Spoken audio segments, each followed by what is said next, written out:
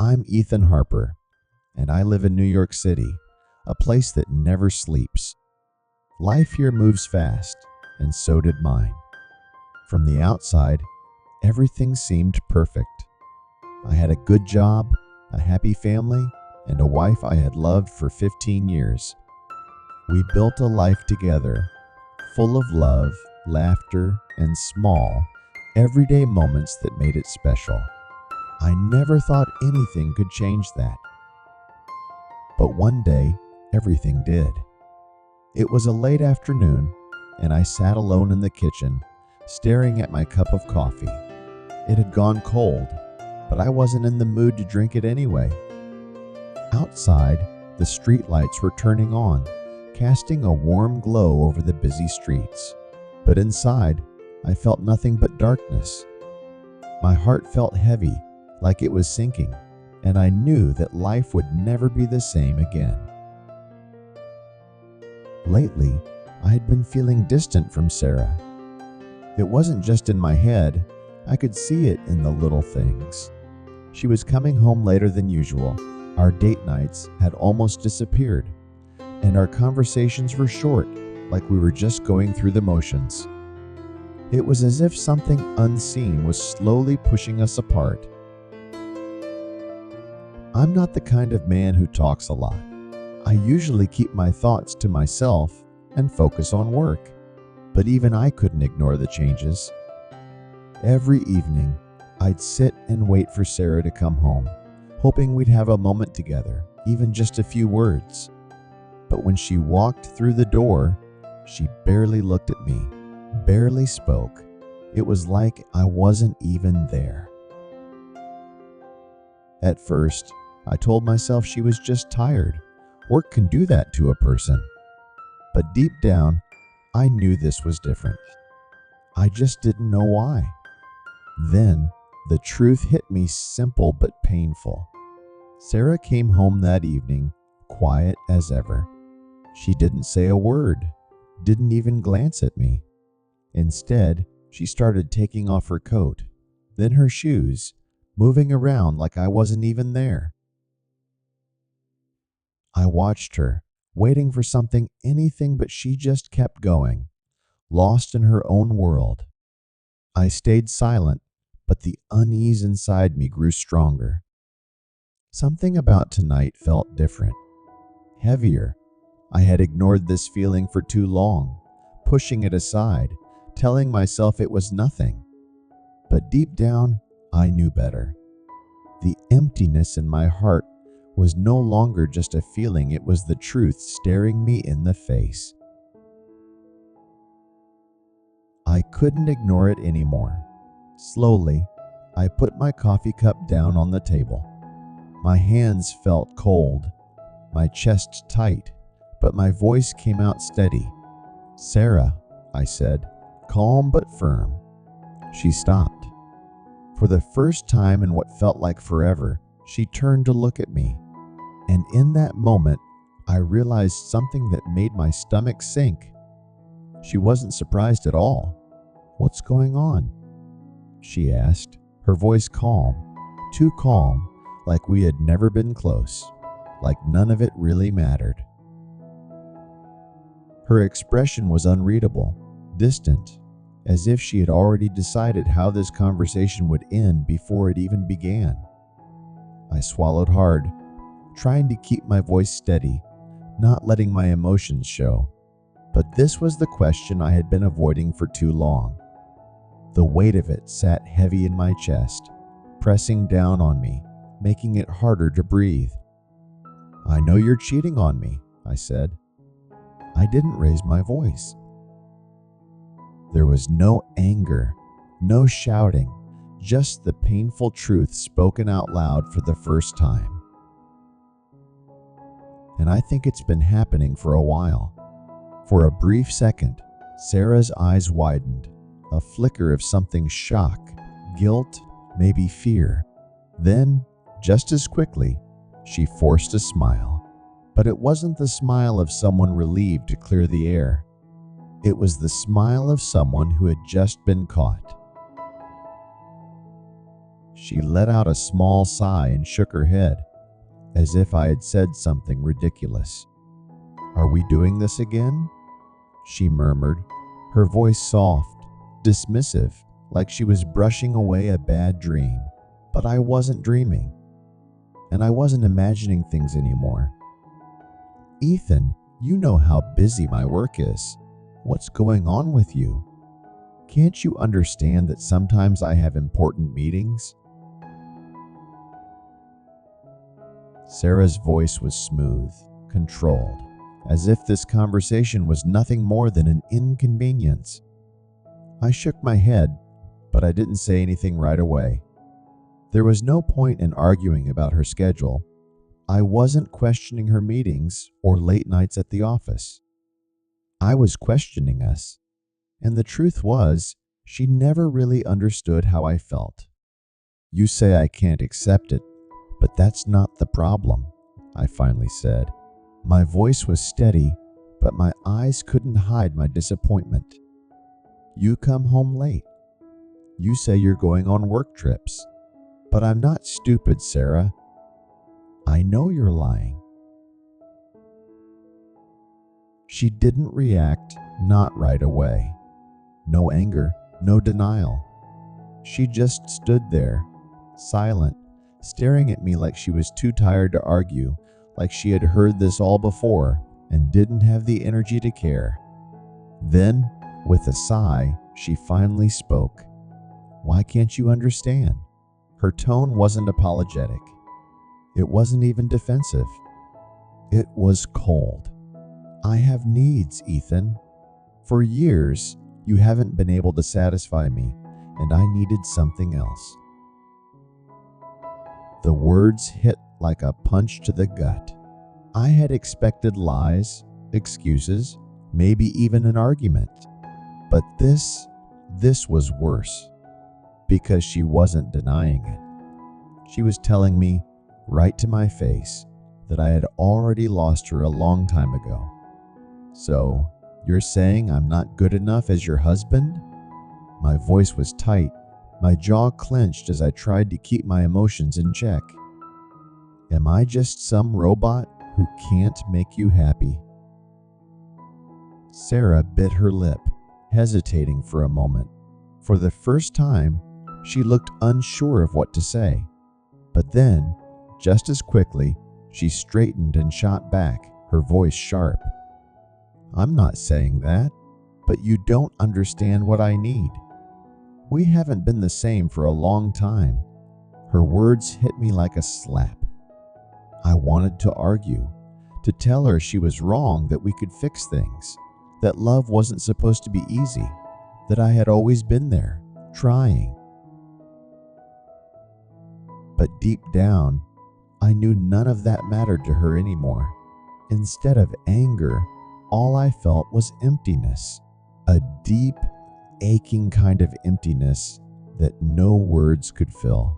I slowly stood up, my body heavy, my heart even heavier. I walked closer to her, searching her face for something: guilt, regret, anything, but there was nothing.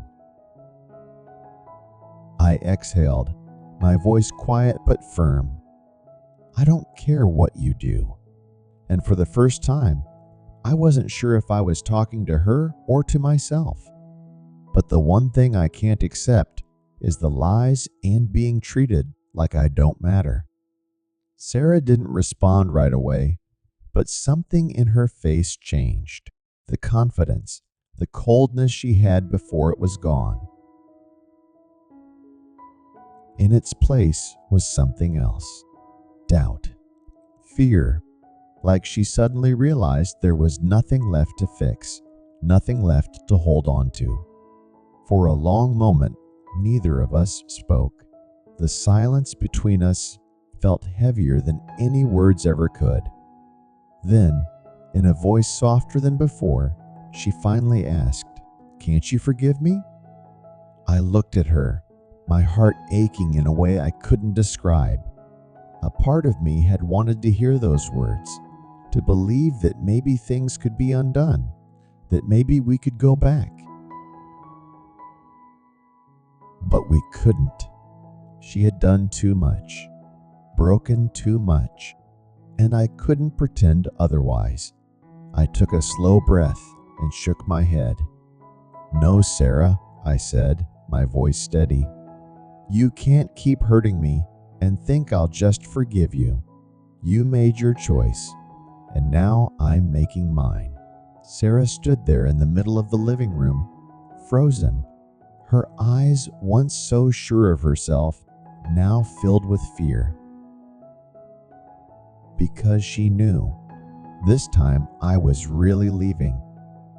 What I had just said wasn't just part of a fight, it was the end. And this time, she couldn't avoid it. I wasn't the same quiet, patient man she had always known. The one who forgave too easily, who let things go just to keep the peace. That version of me was gone, because no matter how much I had tried to ignore it, I couldn't forget how I had felt these past few months, the loneliness, the doubt, the constant feeling that I was losing something I had no control over. Sarah took a small step toward me, hesitant, but she didn't look me in the eye. I watched her, still feeling the anger, but now something was different. The desperation was gone. I didn't feel the need to ask why anymore. I didn't want to beg for the truth or try to fix something that had already shattered. I knew she wanted to explain herself, to say something that might make this easier for both of us, but I didn't want to hear her excuses anymore. Kind words, second chances, pretending everything was fine, those were all in the past. I let out a slow breath, my voice quiet but firm. "I'm so tired," I said. "Tired of standing on the outside, watching you live your life while I can't even be a part of mine." Sarah didn't argue. She didn't try to defend herself. She just stood there, silent, tears filling her eyes, because now she understood. She had already lost me. I could see the regret in her eyes, but was it too late to fix everything? I didn't want to wait for more excuses. I didn't want to hear another carefully chosen word meant to soften the truth. "Do you know how I feel?" I asked, stepping closer, my voice low but firm. "Do you think I don't feel anything when I see you with other men? When I have to suffer alone, wondering where you are, who you're with? I'm the one you call husband, but I'm not even treated with respect." Sarah swallowed hard. She turned away, as if searching for the right words, anything that could make this moment less painful. But there was nothing left to say. The truth was too clear now. Finally, she spoke, her voice barely above a whisper. "I don't love them," she said, her eyes filled with sadness. I couldn't stand being alone anymore." She hesitated, then looked at me, her expression full of something I couldn't quite place: guilt, regret, or maybe just exhaustion. "You weren't there, Ethan," she continued. "You're not the man I can share everything with anymore." Her words cut deep, but I didn't flinch. I just stared at her, letting it sink in. Maybe she thought this would make it easier, that somehow shifting the blame would change the outcome. But it didn't, because no matter what she said, she had made her choice, and now I had to make mine. "You changed," I said, my voice cold, though inside I felt a weight of crushing disappointment that almost swallowed me whole. She looked at me, but I could see that she didn't have an answer. "I changed?" I repeated, my voice thick with emotion, the hurt rising in my chest. "Don't you see? You changed long before me. You changed the moment you stopped seeing me as your partner, started seeing me as just someone useless. Sarah lowered her head, her eyes avoiding mine. She didn't have anything to say anymore. She knew she was wrong, but I couldn't help but wonder, could anything really be fixed now? Could an apology heal the pain that had grown inside me, or was it too late for that? I stepped closer, not to yell or demand answers, but to make her feel the weight of what she had done. "I know you loved me for a long time," I said, my voice tight with emotion. "But you didn't love me enough to stop lying. You didn't love me enough to look at me without that coldness in your eyes. You didn't love me enough to respect me as a man." Her eyes flickered with something: guilt, shame, maybe a little bit of regret, but it didn't matter anymore. The damage had been done. And I couldn't go back. She broke down in tears, her tough act shattering in an instant. "I'm sorry, Ethan," she sobbed, her voice cracking. "I didn't want to hurt you. I don't know why I did it." I watched her, but there was no comfort in my eyes, no sympathy, just the painful realization that it was too late for apologies. A heavy silence hung between us, the kind that only comes when everything has already been said and nothing else matters. I looked at Sarah, seeing her weakness, her helplessness, but there was no pity in me. I had endured too much pain, too much betrayal to stand there and pretend that I could simply forgive her. "It's not about saying sorry now," I said, my voice steady, no wavering, no room for doubt. "What matters is what you've done, and I won't let you keep lying to me." She didn't argue. She didn't try to explain herself anymore. She simply collapsed onto the couch, tears running down her face, her body shaking with the weight of it all. And for the first time, I didn't feel like I had to save her. There were no more excuses, nothing more to say. In that moment, I knew it was over.